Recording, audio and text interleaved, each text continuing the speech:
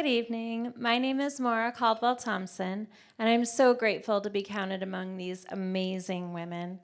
I'm excited and maybe a little bit nervous to share my chapter with you tonight. It's called Letting Go of Holding On. Intention, to aim or plan.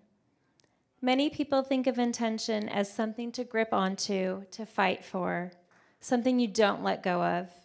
But my story is about finding balance between having a goal and being able to let it go. My story is about being able to change and adapt while not holding on too tightly. When I first thought about writing this chapter, I pictured myself in a quiet corner under soft lighting, inspired by a day of quiet reflection. The reality is I was huddled in the corner of a high school cafeteria during my oldest child's dance competition. Inspiration strikes where it will. Watching these young children strive for the goal of making it in the dance world, of being recognized for their craft, I'm inspired to share my story. I want them to know what I learned and to not have to suffer in the same ways. And yet I know in my heart we must all find our own way. When teaching yoga classes, I talk about finding your edge. In yoga, finding your edge means pushing your body, perhaps challenging your flexibility or strength, but not too far. You want to challenge yourself, but not pull a muscle at the same time. So how do we find that place? How do we find our edge in life? I've debated this question for many hours with many people. As a therapist who specializes in eating disorders, my clients have been some of the smartest, most ambitious, and talented people. And yet that very drive towards their goals is what brings them to my office for treatment. They need to realign, to readjust, to set a new intention. As a former professional dancer turned yoga teacher, therapist, and queer-identifying mom of 5, I too have had to adjust, to reconfigure, to reset, to burn it all down, and start again. Being able to reflect and set a new intention for the day is what makes it all worthwhile. I find the phoenix, the bird in Greek mythology that is immortal, yet has a cycle of regeneration or rebirth, to be beautiful, intriguing, and admirable. Yet there was a time in my life when I was terrified of that very concept.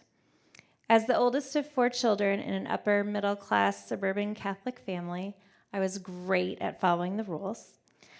When I played soccer, I refused to move because the coach told me to stand right here.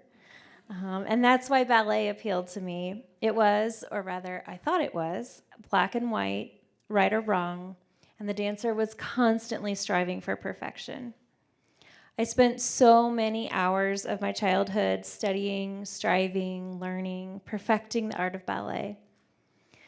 In elementary school, I set my alarm a half hour early so I'd have time to stretch before school. In middle school, I said no to plans with friends to dedicate my time to classes and performances. In high school, I learned that to make it in the dance world, I needed to work harder and push more, all while eating as little as possible. As my star grew brighter and I got noticed for my talents and skills in dance, my body got smaller and smaller.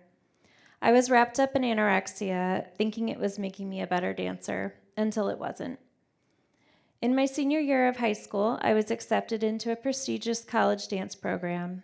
I passionately continued crafting my art, struggling to get the shapes right, always thinking if I were just smaller, I could float higher. I worked hard, went on to dance with the company, and was elated. And then one day, it all came crashing down.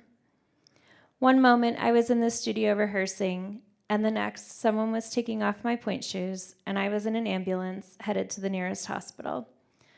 The doctors informed me that my eating disorder had gotten so extreme that my body was eating my heart muscle to stay alive. In one moment, the career I had been working and preparing for since childhood, that I thought was my path in life, was over. I had no sense of identity outside of dance. I felt like I had no purpose in life at all.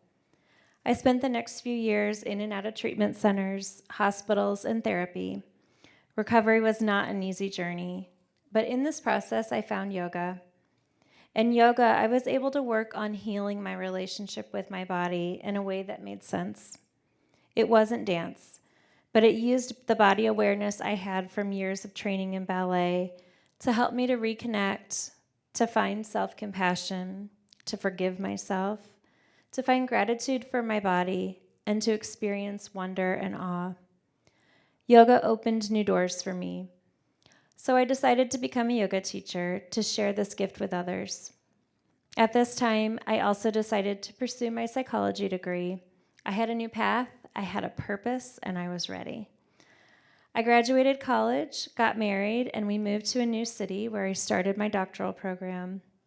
I had a plan, I had intention, I was back on track and following the rules.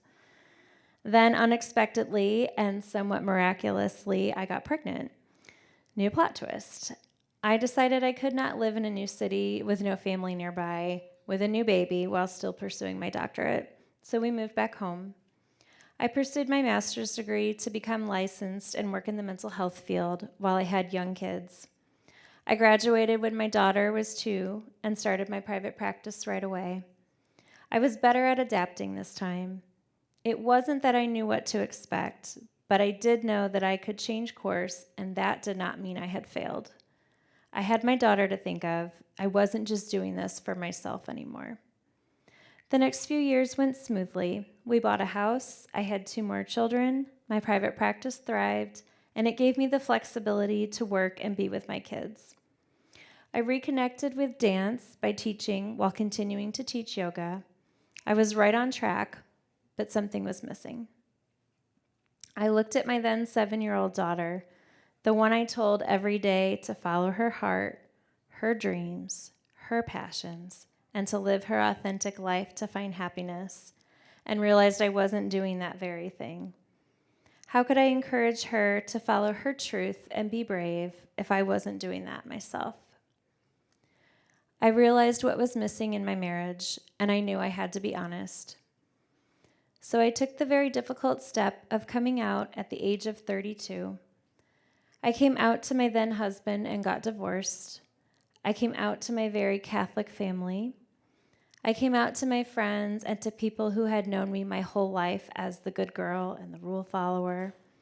This time I broke all the rules. I felt a little like a black sheep, but also free and alive in a way I had never known. We went through some rough moments on this leg of the journey, and I certainly worried if I had let go too much.